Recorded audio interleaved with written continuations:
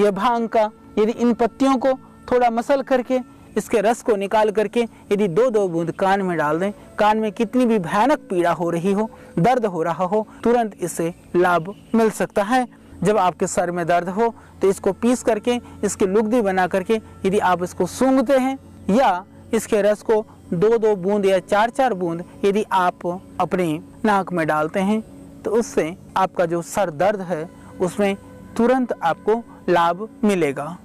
खांसी के लिए भी इस भांग के पाउडर के अंदर थोड़ी मात्रा में पीपल और थोड़ा सा काली मिर्च और थोड़ा सा सौंठ मिला करके देने से खांसी में तुरंत राहत मिलता है। जिनको नपुंसकता है या इस तरह के जो दोष हैं, मूत्रेंद्रिय संबंधी दूसरे विकार हैं, उनके लिए भी यदि इनके भांग के बीजों को भून करके या इसको पीस करके पाउडर बना करके पाक जैसा बना करके भांग के बीजों का 1 चम्मच यदि आप सेवन करते हैं प्रतिदिन तो उससे आपकी आंतरिक शक्ति और यह पौष्टिकता को, शारीरिक क्षीणता को दूर करके शारीरिक क्षमता को बढ़ाने वाला है। यह बहुत लाभप्रद और गुणकारी है। आर्थराइटिस के लिए, दर्द के लिए इसके बीजों को भून करके हम 1-1 चम्मच पाउडर सुबह शाम सेवन करें तो उससे इसमें लाभ होगा।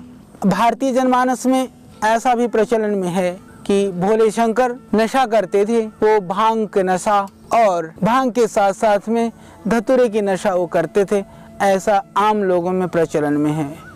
परंतु वह शंकर जो वेदों के ज्ञाता थे, जो योग के प्रकांड विद्वान थे, यदि हम उनके प्रति ऐसी अवधारणा रखते हैं तो शायद वह हमारी अज्ञानता है। वह साधना में लीन रहते थे, वह ध्यान की अवस्था में मस्त रहते थे, दुनिया से वो खोए खोए से रहते थे। लोगों को लगता था कि इन्होंने नशा किया हुआ है।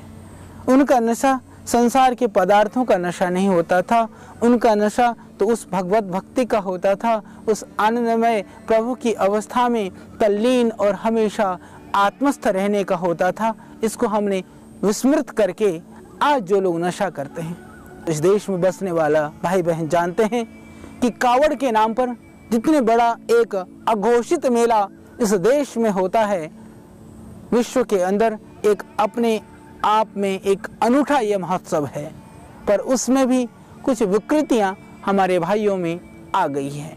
ये पौधा जो मेरे सामने है भांग का, इसमें से बनाया जाता है। आपने देखा जो बिल्कुल गुच्छे हुए पुष्प जिसके अंदर हैं, जो बहुत सघन पुष्प हैं, इसका बनाया जाता है भांग। सुखा करके सुल्फाप के रूप में इसका प्रयोग किया जाता है और इसमें से हमारे भाई लोग करते हैं, इसको मल मल करके रगड़ रगड़ करके फिर चरस बना करके पीते हैं। यह हमें नहीं करना चाहिए।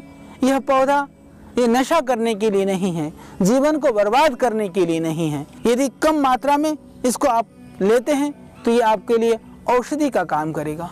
यदि आप अधिक मात्रा में लेते हैं तो निश्चित रूप से यह आपके बल को हरने वाला, इस बल को ख़त्म करने वाला बनेगा। इसीलिए ज़रूरी है कि आप इसको समझें।